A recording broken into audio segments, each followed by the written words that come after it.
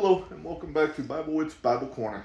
Today we are going to finish up Joshua chapter 3. I am going to be reading verses 13 through 17, starting with the English Standard Version. And when the soles of the feet of the priests bearing the ark of the Lord, the Lord of all the earth, shall rest on the waters of the Jordan, the waters of the Jordan shall be cut off from flowing, and the waters coming down from above shall stand in one heap.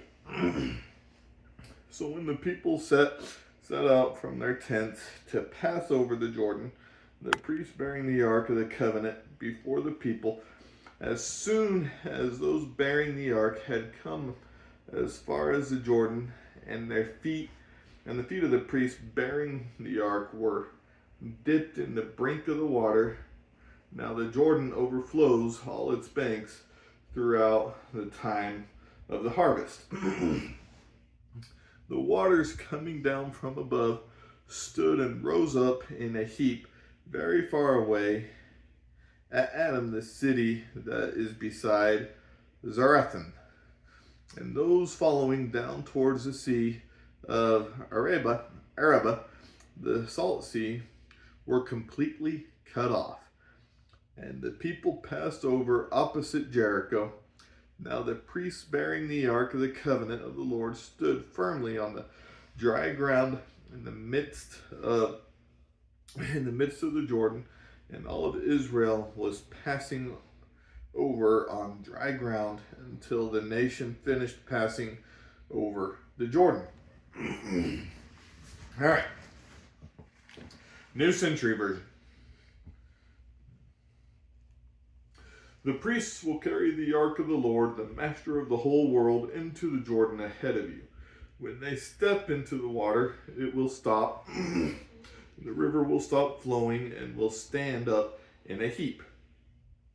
So the people left the place where they had camped, and they followed the priests who carried the ark of the agreement across the Jordan River. During harvest, the Jordan overflows its banks. When the priests carrying the ark came to the edge of the river and stepped into the water upstream stopped flowing. It stood up in a heap a great distance away at Adam, the town near Zarethan. The water flowing down to the Sea of Arabah, the Dead Sea, was completely cut off, so the people crossed the river near Jericho. The priests carried the ark of agreement with the Lord to the middle of the river and stood there on dry ground.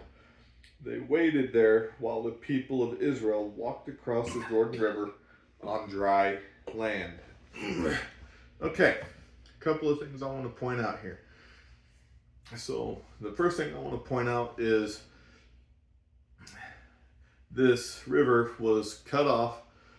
It stopped flowing while the ark was there. It's my understanding while reading this that if the priest had stepped out of the river, it would continue flowing again. So the other thing I want to point out here is this was not a shallow area of the Jordan River, and it even kind of specifies it. During this particular time of year, during the harvest time, the river typically overflows its banks. So it's not only probably fairly deep, it's also probably moving at a fast rate of speed since it's overflowing. Now, I could be wrong on that second part. I don't quite understand all of that 100%. That's just kind of my understanding. So why are both of these things significant? Excuse me. To me, both of these things are significant because, again, these people are listening to basic instruction. God told the priests to step in the river and it would stop flowing.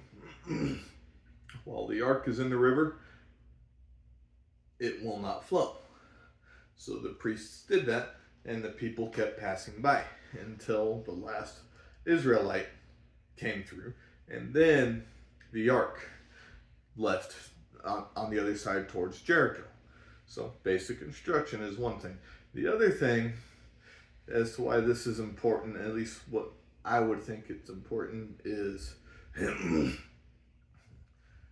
lot of people, and this could even be said for the Red Sea crossing.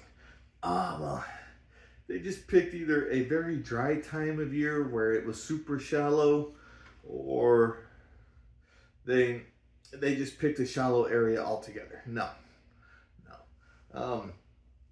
Here, like I say, it does describe the river overflowing.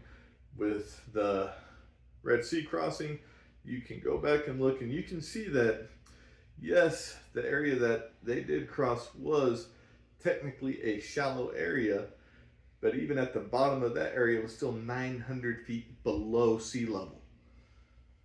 So you can't just walk across that and only get your ankles wet. So yes, God is at work in this Jordan River crossing. God was at work in the Red Sea crossing. And God is at work in our lives today as well. I say this often. I'm going to keep saying it because some things bear repeating. He does not work today the exact same way he worked back then. We don't see the miracles today that they saw back then. We don't see a man walking around healing the blind, healing the deaf, causing the lame to walk. We don't see that today, like what happened 2,000 years ago.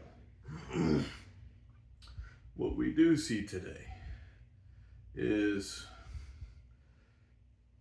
God giving people enough cognitive ability to create medications that can help cure certain things, to create treatments.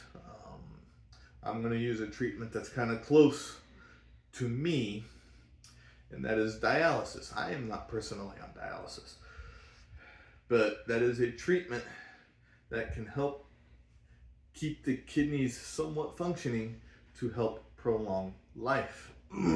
Now, okay, Josh, you're saying prolonging life.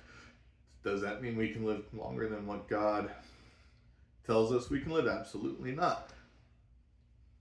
God has numbered our days, and we cannot live any longer than what God has numbered.